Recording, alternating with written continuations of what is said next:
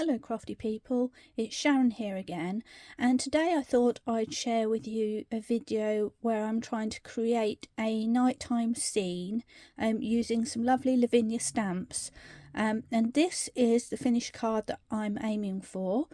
So what I'm going to do is take you through each step of making this card so that hopefully you can create something similar or probably even better.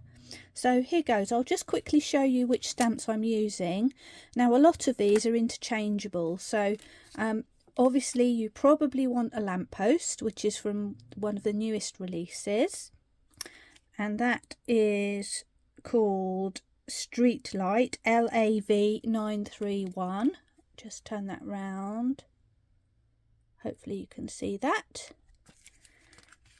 I've got a little fir tree. There are loads of these, so this could be interchangeable with other trees that you've got. But if you want this one, it's LAV929 Snowy Fir Tree Small. I've got an old favourite of mine, which is a real workhorse. Again, this is interchangeable with any other foliage that you might have to hand. But this one is called LAV670 Wild Berry, and again from the new release I've got these lovely little people. You could swap those for animals such as a fox or a rabbit or something like that if that's what you want to do, but if you want the people, it's called LAV921 Annie and Edward. And finally I've got a little tiny mistletoe, and that's called LAV926 Mini Mistletoe. Again, you could swap that for holly, or there's a larger mistletoe as well, whatever you've got to hand. Okay, let's get going. So for my card today, I'm going to use an oxide ink rather than a regular distress ink, and I'm going to use a blending brush with it because then I get a darker coverage but still soft, if that makes sense. So I am using chipped sapphire today. I'm just going to grab my little bit of sticky mat. This is really helpful because when you're moving a brush around on your ink pad, you want it to stay put, and this is really good for that. I need a scrap of paper or a acetate stencil to make my snowdrifts, so I'm just grabbing as we speak.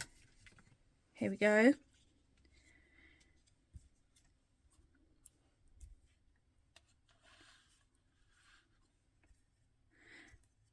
And I've got a large blending brush which I'm going to use, but you could use any blending brush. One tip is always, as you notice here, I've put oxide on here. Don't use the same brushes for your oxide and your regular distress inks because they don't mix well together on the brushes, and you might end up with a brush that doesn't work so well. Okay, so let's begin. I have got my my little grounding device in place, which is just a piece of card that I've ripped, and I'm going to just rub my brush into my ink pad, and then starting from the edge I'm going to start blending. Don't know what happened there. There might be some greasy finger marks on here, of course, that caused a little bit of a blob, but it doesn't matter because we won't really see that later on.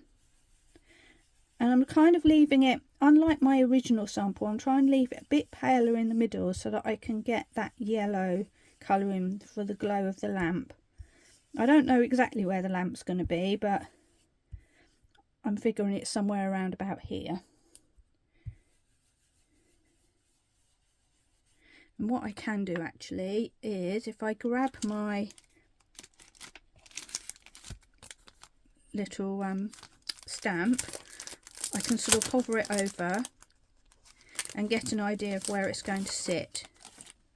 So it's probably going to be down here, so I reckon that's maybe about right in terms of my paler area. So I'm going to try to keep that pale, but don't be surprised if I lose it in my enthusiasm of blending.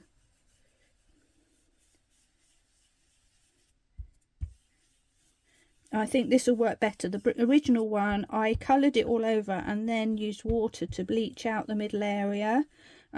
I didn't use like a round mask or anything because I didn't want it to look like a solid circle where the yellow glow was going to be. But I did find that the ink stayed in the paper a bit, and it, you know, didn't quite give me the brightness that I wanted. So we'll see how this one goes. I'll just put a little bit in the middle there. So as you can see, we've kind of got a bit of a covering going on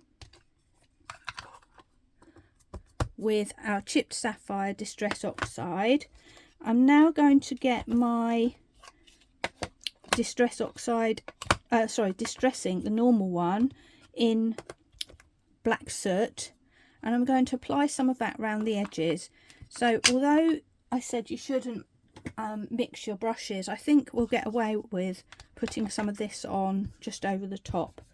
So all I'm doing is taking my brush and adding a bit of darkness around the edge. And what that does is it brightens up the middle area, but also gives you that feeling of a darker evening without having to go, you know, deeply black. And again, I'm not going to go as dark as I did on my previous one, because I felt like on my original sample the leaves and things around the edge perhaps didn't show so well. So I'm going to leave it at that for now and just lift up, and there we go. You can see we've got our ground line. So I'm just going to clean up a second because I don't want that dark blue ink going everywhere. And then we'll go on to create the snowdrifts, which I've done on quite a few videos lately, and I'm going to use exactly the same technique and exactly the same colours because they just seem to work for me. So the key for this is to use a very small blending brush. I've got these lovely Lavinia ones, which are quite stiff, and they're quite good for this process. And I'm going to use two colours. I'm going to use Distress Ink, Broken China and Hickory Smoke. And I'm going to swap between the two of those. Now, I really need to make a bit of space for myself. You know how it is as a crafter, and your little crafting space gets smaller and smaller by the second. Well, that's me. There we go. Hopefully you'll be able to see what I'm doing here. Okay, so I've got one brush for each colour, and I can either use my same piece of card or I can swap to a slightly different one so that I've got a slightly different look. So I'm just picking up another one that I've got handy. You can see from the colour on it that I've used it quite a lot for this kind of thing. Okay. So these are just regular distress inks this time, but you could use oxides if that's what you've got. It doesn't really matter, but I just think the distress inks are giving a more softer and airbrushed look. So I'm dipping into my Broken China and just dabbing off the excess because my Broken China is quite a strong colour. And then holding my brush far away from the actual brush point, I'm making little circular motions across my piece of card that I'm using to create the shape, and then just brushing across the top and fading out.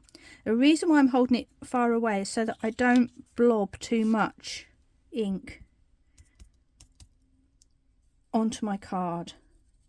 Doing it this way is less controlled, which is not a bad thing, and it gives you a softer look. And if there's not enough there, you can go back and add a bit more. And then I just go up and blend a little bit more. And probably you can't really see anything, but when you lift your card, there we have a little bit of a snowdrift. I might just add even a little bit more. with this sort of thing, you can keep adding, but it's quite hard to take it away. So, and I'm just sort of swerving up at the edges a little bit, so that again there's shadow on the sides. And then what really lifts this is to go in with the hickory smoke and do the same thing. My hickory smoke's drying up a bit, so I need to put a bit more ink on there. And I'm just touching in at the very base of that stencil area and just adding in a bit of that grey. And again, I'm bringing it in from the sides to create shadow. And you can add extra bits of shadow if you want to show there's some drifts going on. Entirely up to you. And there we have our first snowdrift.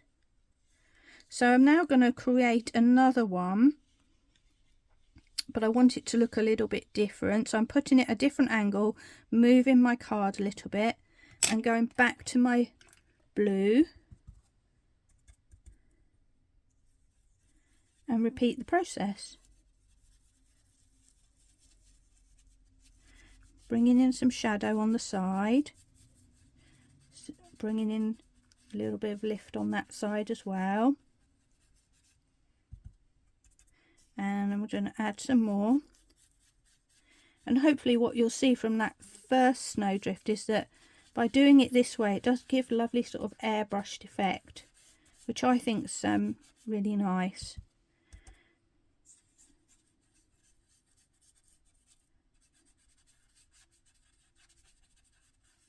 There we go, and then I'm just bringing it up again, and then over to my grey.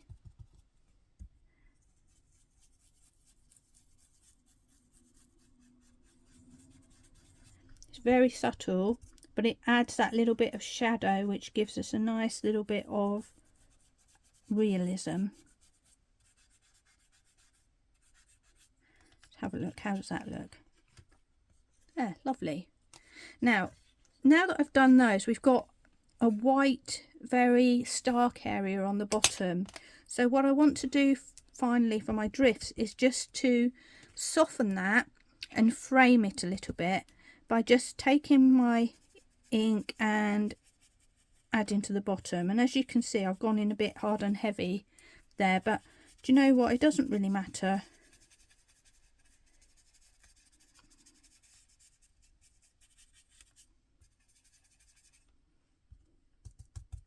You can just try and soften it out a little bit, and as it's the corner of the card, I think it kind of gives it a little bit of an edge. So what I'll do is just try and match it a little bit on this side as well. There we go. And then I'm going to get my grey and come in again, starting from the corners, and I might just add a little bit more grey. I don't know if you can really see that, but I'm just scribbling in a little bit of extra grey just for texture here and there. Okay, so that's a beautiful nighttime inky scene created quite quickly, which you could use for a variety of projects. It doesn't have to be just what I'm doing here today. You could put pretty much anything on that snow bed there. Right. Next step, before I forget, we want to put some soft snow fading in the background. So for this, I'm going to use a fan brush and some water. My water's a bit white because I used it on my gouache, but that doesn't matter. And I'm just going to dip into my water, take off the worst of it, and then I'm going to just do some tapping onto my dark blue area. Doesn't matter if it goes onto the white. There we go. And then taking a paper towel, I'm going to blot that. And then we have some little flurries of snow. And you can do that again if you want to, or later on we're going to add some whiter snow with gouache. So it's up to you whether you want to just go with the soft snow or to go with the brighter snowflakes that you can see here on my main image. Okay, so now it's time to get stamping. So I'm going to get my stamping platform and check I can get the lid open. Yes, makes a change. Normally I've got my camera set too low down. Okay, so I'm going to secure my little stamp, my piece of card in place, and then we're ready to go with the stamping. So the main element of this is, of course, the lovely lamppost, which we kind of want to be front and centre. So I'm just going to take a moment to position that where I want it. And I think I'm going to have it about here. It doesn't matter that it's floating a little bit at the moment, because I'm going to add some grounding before we finish the card. But we do want to make sure that it's kind of straight and kind of in the middle, unless you particularly want it offset, which of course you can do. It would look really nice, say over here with one person looking and a sort of flourish of greenery coming down the side like this. In fact, I might do one of those later. But you see, with the basic idea, you can adapt in all different ways. So for this one, I want a crisp a crisp stamp. So I'm going to use my VersaFine Clair in Nocturne, or if you've got the original VersaFine black ink, that would work as well. So I'm going to take my stamp, and you can't see this, so unfortunately I can't fit it in, but I'm stamping my image, and this is quite solid, so it might need a couple of goes. Also, it's a relatively new stamp. I haven't used it loads, so we'll have to see how it goes. And I am going to just clean up all that mess I've made before I press my stamp pad down. Okay, here goes.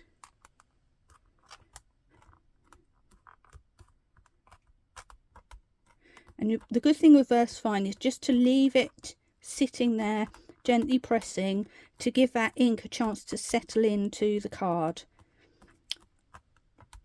Let's see what we've got. Yeah, definitely needs another stamp. So I'm adding some more ink. And that's the good thing about a stamp platform, is that you can do this as many times as you need to.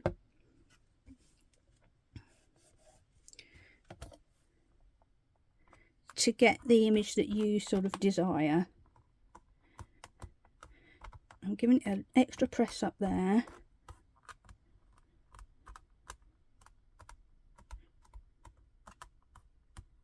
Let's see what we come out with. Yep, that's much better. Okay, I'm happy with that. So I'm just going to take a moment to clean my stamp off, so bear with me. If you're using VersaFine, it's much easier if you wipe it off straight away than if you leave things to dry. If you do it pretty much as soon as you've stamped, it comes off quite easily. So that's what I've done.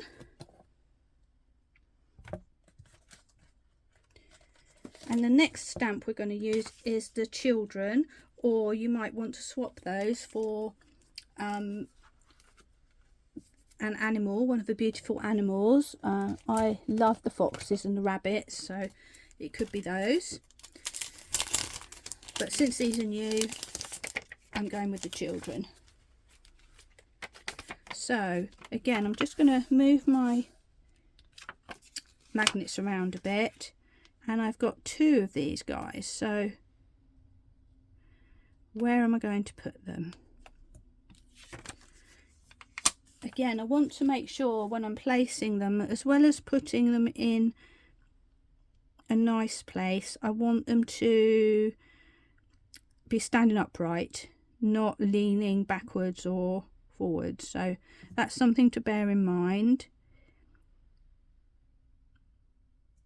And I think it's nice to have them at slightly different levels as well.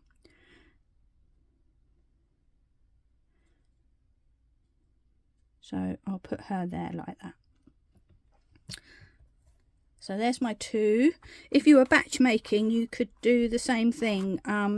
Ink all of your backgrounds and then place them in the same place on your stamping platform, and then you could stamp over and over again with the same characters and do it in stages, as I have done on some of my other batch making projects.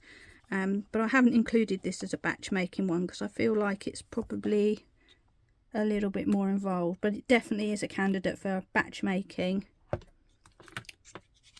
if that's what you want to do.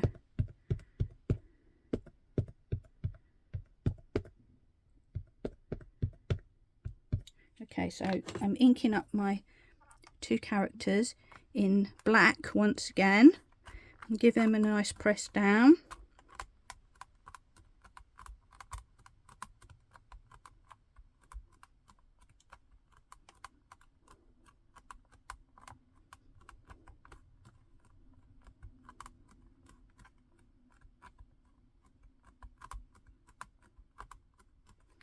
And let's give it a lift. And they came out really nice first time, I think. So I'm going to leave those just as they are. Clean them off a moment, my stamps. And probably what I should have done, which I didn't because I got carried away thinking about these little children, is do my little background of trees first. But it doesn't matter because the idea is they're meant to be sort of fading in the background a little bit. So it won't hurt, they won't mess with the little bits of the children that are sticking over. So we'll go on to that next. I'm going to leave my card on the stamping platform just for ease, but I'm going to use a stamping block this time. I need to just get my original piece of card back and put this in place. I'm actually putting it just below where I actually masked, because when I put my trees down I want them to maybe just go over the edge of that, so it looks like they're on the snow rather than hovering above the snow. And I'm just using one stamp to create this look, which is the little fir tree that I mentioned. You could use a variety of fir trees, you could use twiggy trees if you like that rather than fir trees, or anything else that you've got to hand really. But I'm going with this fir tree, and I'm going to stick it on this little round block that I've got. It just about fits. And for this background I'm going to use Versifying Claire in Shady Lane. And what I'm going to do is use second generation stamping, which basically means we stamp off once on a spare piece of paper to take off most of the ink, and then we do our background stamp. And what that does is it gives us a more faded look, so that it looks like this tree is in the distance or in the mist. Now, one thing to bear in mind is that because I've got a piece of card here which is a little bit thicker than the plain paper, I need to really give it a press down at the base to try and get that to stamp all the way. There we go. And what I'm going to do is do a variety of first and second generation stamping to get different layers and depth.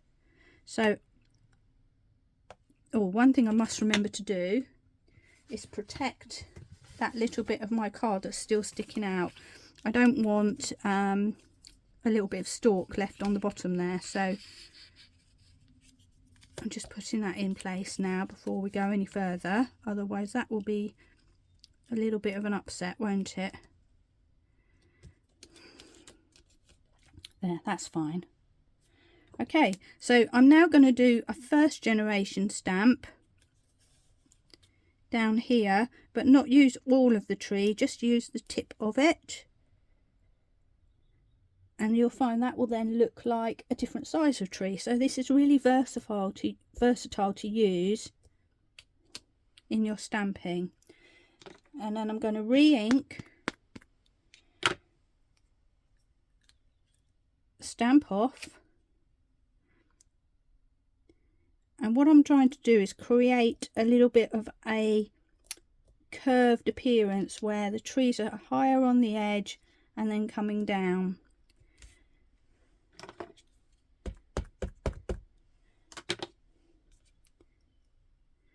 And I'm going to just get another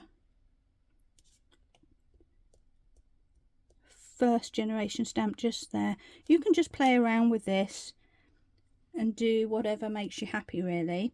The important thing to remember is when you've done a partial stamp, re-ink the whole stamp all over again, because otherwise you might end up with a nasty stripe in your stamp where there's more ink in one area than there is in another.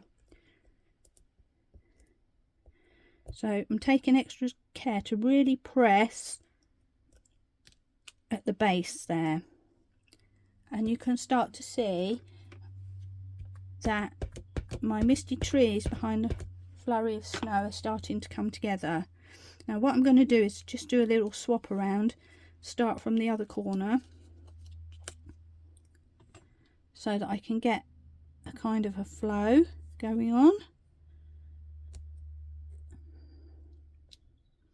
And that one's a first generation stamp.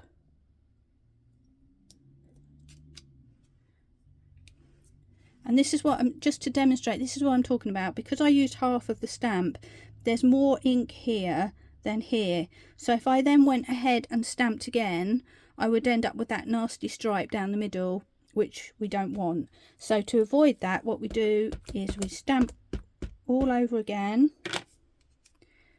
take off the excess, and then go in.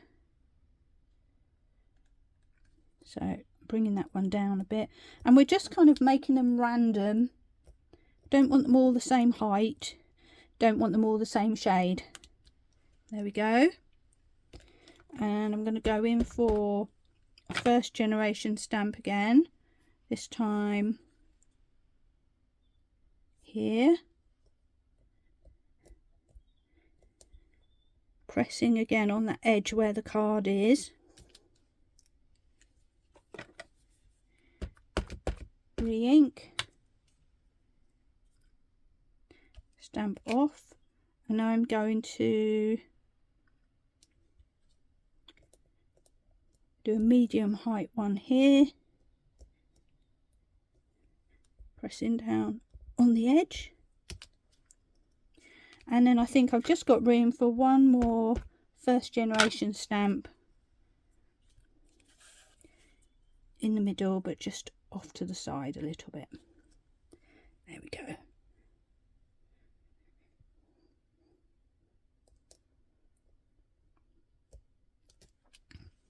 There we go. Beautiful forest in the distance. And if I just move these away, there you go. I think that's really a lovely, peaceful looking scene. And now what we're going to do is create a kind of archway around the top of our card. Again, I'm going to just leave my card on my stamping platform just because it gives me a little bit of sponginess, which helps. And I'm going to swap my colour, and this time I'm going to go with pine cone just for now. But you could just, if you don't have too many ink pads, you could do all of this in black, or you could do it in the green. It really doesn't matter which way you want to do it. And now I'm going to grab my lovely little, I can't even remember what they're called, wild berries. I'm going to get the biggest one to start with. And I'm going to put it on my little stamping block. It's not going to fit completely, but that doesn't matter because I'm using it in part. I'm not using all of it.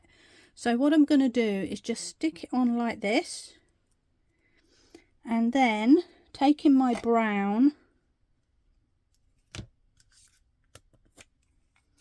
I really need to have a tidy up in my craft area. I've just got no space left. And that's because I keep getting things out and putting them to the side to remind me that I want to use them. before Christmas. And to be honest, there's not much chance of that happening because time is running out, but the thought is there. Now, going back to my little berries, I'm going to just place these and sort of create an arc, if you like.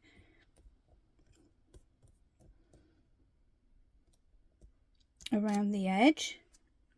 And I'm going to do the same sort of thing on the other side. So I am re-inking with my brown. And it doesn't matter if it overlaps the trees, because this is more in the foreground and the trees are in the background. Also, it doesn't matter if they don't come out perfect either,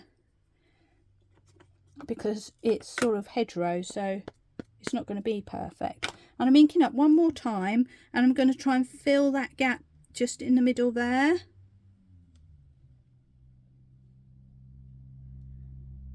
I'm just looking and just sort of pressing it where making it in the space roughly. There we go. And now we've got like a little archway of these berries.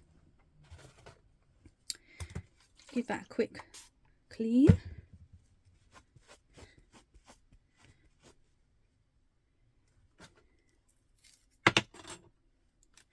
And then I'm also going to create a little border at the bottom.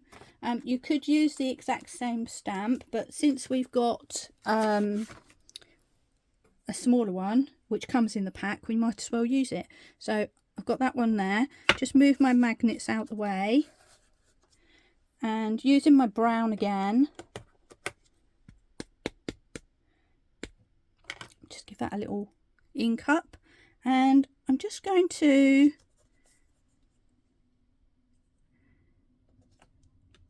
put some little sprigs around. Re-inking each time just to make sure I've got a smooth coverage of ink over my stamp, as you know. From the same technique as the trees really. And you could do first or second generation, it doesn't matter. But I'm just twisting these around to make what I think is a pleasant sort of backdrop. There we go. So that's nice and easy to do. And then finally for the stamping part, I'm going to just use that mistletoe to create a bit of extra depth around the edge here.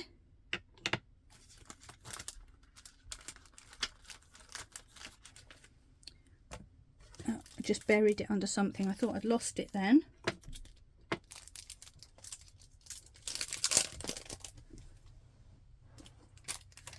So just take a moment to get that out. And I'm going to go back to my Shady Lady for this one. And put some green leaves around. The reason I've chosen that is because the leaves on the mistletoe are green. And this stamp I feel is more like branches. So for that I used brown. Okay, so inking up and stamping. And I'm just going to add a few of these in here and there using my first generation stamping. Not worried about going over the branches or anything like that.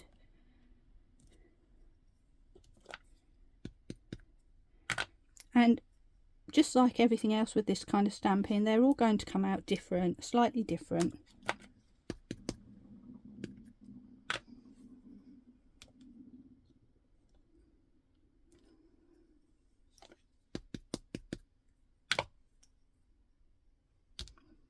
This one I'm adding more mistletoe than on my previous one actually. I think it's because I've left it lighter around the edges. I feel like I can add a bit more. And you basically just keep going, filling in gaps until you feel like you've got what you need. Twisting the stamp so that it doesn't always look identical.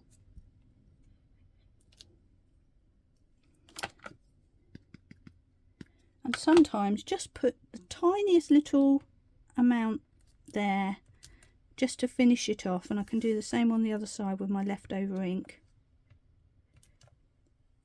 There we go. So that's all the stamping complete. I'm just going to take a moment to get rid of my stamping platform now, because we don't need that anymore.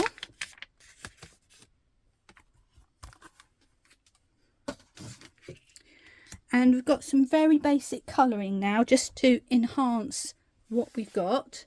So first of all, before I forget, I am going to go back to my little mini blending brush and my Hickory Smoke Distress ink, and I'm going to add some grounding to these guys, because sometimes I do actually forget that bit, and it's actually makes such a difference. And all I'm doing, you know, people are a bit afraid of this, but you know, it doesn't have to be precise. All you're doing is adding a bit of shade where they're standing, and I'm doing that just by dipping and just basically swiping across, back and forth, and then fading down, sometimes dragging it along so that it's the suggestion of a little bit of a shadow. So in this case the light would be in the middle and it would throw light out, so that's what I'm doing here.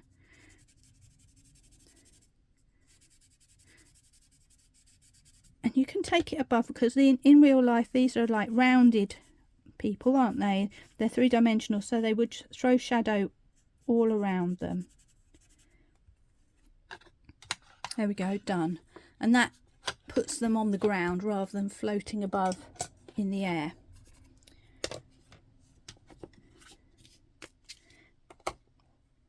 Next thing I'm going to do is I am going to add some glow to my light, and there's a number of ways you can do this. You can use pan pastel, you can use a pastel pencil, you could use a yellow ink pad. I've got a pan pastel here and a sort of a makeup brush. I'm just going to put some of that in there. And the reason why I like the pan pastel is because I can add a glow around the edge, which is really soft.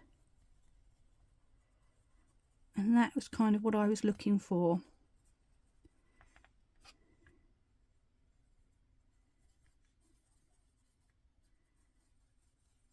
There we go. So we have a lovely glow around our lamp. And if I want to add to that even more, I'll just put a little bit down here in this lamp as well. I don't think you'll really see it too much, but and around the candle. Tiniest subtle amount, but it just brings it to life. You're starting to see a bit of colour and a bit of life come into this now. I think this one's going to turn out nicer than my original. So, you know, sometimes you live and learn just by practicing techniques and trying out different things, don't you? And that's kind of what's happened here. So that's that. I've also got a yellow Posca pen, and I can use that to just add a bit more yellow. So I'm just drawing some lines up very lightly and softly. There we go. And I might just dot some in here where this lamp is. There we go. And a few little dots around my candle. I don't know if you can see that. Let's see. There we go. So I've just added a little bit of enhanced light with that. And then I am going to colour my berries using a Sakura gel pen, or you could use a red sparkle pen. This one creates a sort of a glaze. So what I'm going to do, I'm going to start at the top. And although this is quite a bright red, because we're putting it over the blue, you will find that it comes out a deeper red. And if you feel like there needs to be a berry somewhere and you haven't got a berry there, I just blobbed it on my hand then, you can easily add an extra berry here and there if you need to. Now I made a little mistake there in that I forgot that this does take a little while to dry. So the best rule of thumb is to start on one side and work your way across. So with me being left-handed, I should start on the right and then move my way to the left. That way I don't smudge. If you're right-handed, do it the other way around. Start from the left and work your way round to the right, because this will take some time to dry.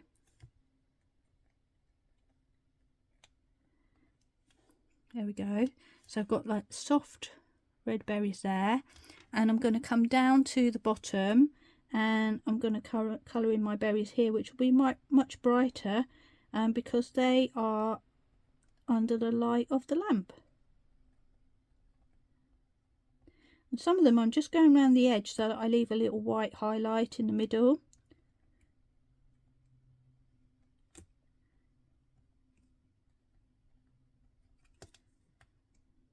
And if you don't like the berries at the front, you could swap them for some other foliage, or indeed just leave it plain. It's really up to you, but I quite like the way that it gives a frame kind of all around my image. Next thing I'm going to do is splatter a little bit of gouache. So rather than having to do a load of cleaning up, I am just going to get a scrap of card and put my gouache on there. You can use acrylic white paint, you can use a pen like this and dot on, or you can use a Posca pen and tap, but I quite like to use a bit of gouache because it's a more solid white. There we go. Or acrylic paint or acrylic ink as well. So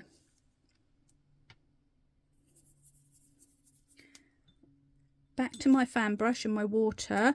Just going to add a bit of water to activate that.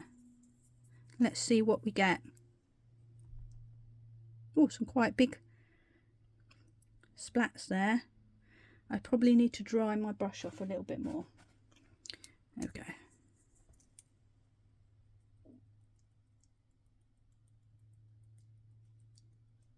And I kind of want it to go all over because it's snowing everywhere, all over the trees, on the people.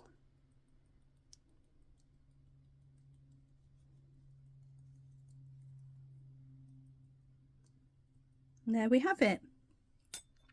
So now we've got to just be patient and allow this a little bit of time to dry, and then we can come back for the final mounting. So I'll just pause for a second. I'm going to give this a dry off with my heat gun, and then I'll be back to finish off. I'm back again, having dried off my image. Now, just one quick tip. If you want to make it look a bit darker around the edges, what you can do is just go back in quickly with your black distress ink or whichever ink you've got, and add some black around the edge. Now for this I've got quite a bristly brush, and I'm just using that because I can really apply a certain amount of ink. So all I've done is just added a little bit more around that top corners, and what that's done is it's given more of a glow in the middle. So that's a really useful tip, and you can add more of that afterwards, as I've just done, if you feel like you want a little bit more darkness. And now it's just a case of putting it together. So I don't know if I actually mentioned the measurements, so I'll tell you now what I used. I'm using a 5x7 card, which turns out to be, when I measured mine, it was 12.6 by 17.8 centimetres. So what I did is I reduced the size by 3 centimetres to create this panel. So that is 9.6 times 14.8 centimetres. And my mat is 5mm bigger than this panel. So that's 10.1 times 15.3 centimetres. But again, you do you can do whatever size you want, and this could adapt probably to a square card or any size of card that you want. If you just did this without much of a border, you could fit this comfortably onto one of the little C5 cards as well. But I just wanted to create more of a white border around the edge of my image,